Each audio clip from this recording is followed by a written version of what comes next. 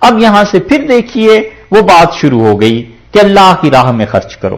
یا ایھا الذین آمنوا، اے وہ لوگوں جو ایمان لائے ہو، انفقوا، خرچ کرو اللہ کی راہ میں. یہاں پر خرچ سے مراد وہ صدقات ہیں جو واجب ہیں، ضروری ہیں.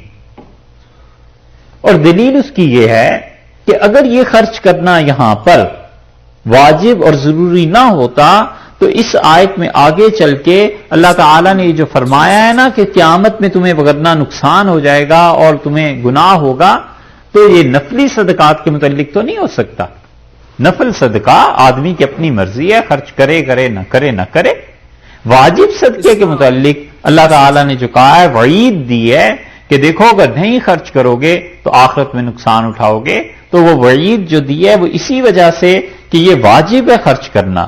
انفقوا مما رزقناکم، خرچ کرو اللہ کی راہ میں جو کچھ اللہ نے تمہیں دیا ہے، اس سے قبل کہ ان یاتی یومن، ایسا دن آ جائے، لا بیع فیہ، جس میں کوئی بھی تجارت کام نہیں آئے گی.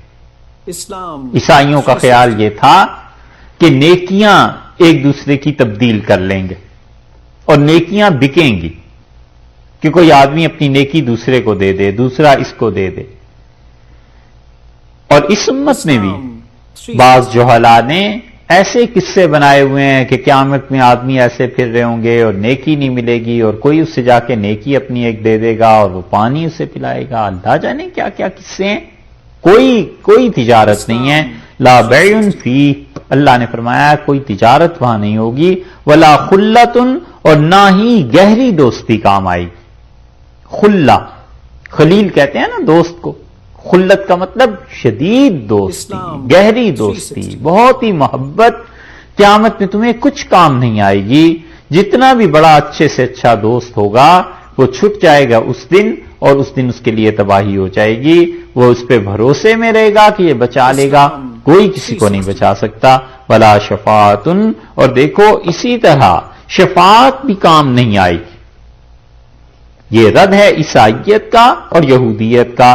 یہودی جن کا عقیدہ تھا کہ اللہ کے ہاں سے وہ چھڑا لیے جائیں گے، اور عیسائی جن کا عقیدہ تھا کہ حضرت عیسیٰ علیہ السلام کفارے میں چڑھ گئے ہیں اور بس اس کے بعد سارے بخشے گئے ہیں. اللہ بار بار اس عقیدے کو کاٹتا ہے اور رد کرتا ہے، کہتا ہے یہ چیزیں میرے ہاں کام نہیں آئیں گی. والکافرون هم الظالمون، اور کافر لوگ یہ ظالم ہیں. ایک تابعی تھے، انہوں نے یہ آیت پڑھی اور انہوں نے کہا اللہ تیرا شکر ہے تو نے یہ نہیں کہا کہ ظالم لوگ کافر ہیں، تو نے یہ کہا کہ کافر لوگ ظالم ہیں. والکافرون هم الظالمون، اللہ نے کہا یہ کافر ظلم کرتے ہیں. جب اللہ کے ساتھ شرک کرتے ہیں یہ ظلم کرتے ہیں. جب یہ کافر اللہ کے علاوہ کسی کے لیے ثابت کرتے ہیں کہ وہ جبرن چھڑا لے گا تب ظلم کرتے ہیں.